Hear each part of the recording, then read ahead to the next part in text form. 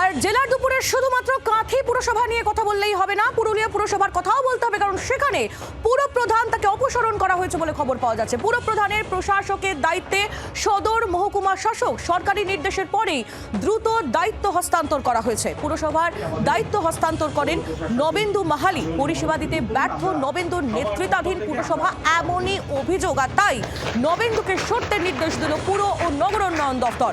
কথা বলবো মনোরঞ্জন মিশ্র, আমাদের প্রতিনিধি রয়েছেন আমাদের সঙ্গে টেলিফোন লাইনে। মনোরঞ্জন, ঠিক কি অভিযোগ? দেখো, নাগরিক পরিষেবা দিতে ব্যর্থ পুরুলিয়া পৌরসভার পৌরবোর্ড, এই অভিযোগ ঘিরে গতকাল পুরুলিয়া পৌরসভার পৌরবোর্ডে ভেঙে প্রশাসক বসানোর নির্দেশিকা জারি করে রাজ্য পৌর ও নগর উন্নয়ন দপ্তর। নতুন করে পৌরবোর্ড গঠন না হওয়া পর্যন্ত পুরুলিয়া সদর মহকুমা শাসক পুরুলিয়া পৌরসভার দায়িত্ব সামলানোর নির্দেশিকা জারি করা হয়। ঘটনার পর এই 24 ঘন্টার মধ্যে রাজ্য পৌর ও নগর উন্নয়ন দপ্তরের নির্দেশিকার পর পুরুলিয়া পৌরসভার পৌরপ্রধানকে অপসারণ করে প্রশাসকের দায়িত্ব বসলেন পুরুলিয়া সদর মহকুমা শাসক উৎপল কুমার ঘোষ। আজ পুরুলিয়া পৌরসভার দায়িত্বভার তুলে দিয়ে ফুলের উৎসবক দিয়ে শুভেচ্ছা জানালেন মহকুমা শাসককে, কাউন্সিলর থেকে শুরু করে পৌরপ্রধান এবং পৌরসভার অন্যান্য কর্মীরা। পাশাপাশি এই নির্দেশিকার প্রতিবাদে পুরুলিয়া পৌরসভার যে প্রশাসক বসানো হয়েছে সেই নির্দেশিকার প্রতিবাদে বিজেপি তারা কিন্তু উচ্চ আদালতে দ্বারস্থ হওয়ার একটা হুঁশিয়ারি দিয়েছেন।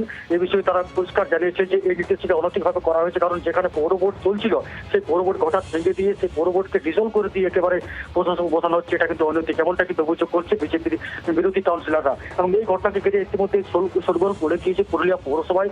ইতিমধ্যেই গত কয়েকদিন ধরে যেভাবে পুরুলিয়া পৌরসভার মধ্যে গোষ্ঠীদ্বন্দ্ব প্রকাশ্যে আছে, তৃণমূলের কাউন্সিলররাই কিন্তু পৌরপ্রধানের বিরুদ্ধে রুখে দাঁড়ায়। তারা কিন্তু অভিযোগ তুলে যে একনায়কতন্ত্রভাবে পুরুলিয়া পৌরসভা চালাচ্ছে পৌরপ্রধান, এমনটা কিন্তু তারা অভিযোগ করেন।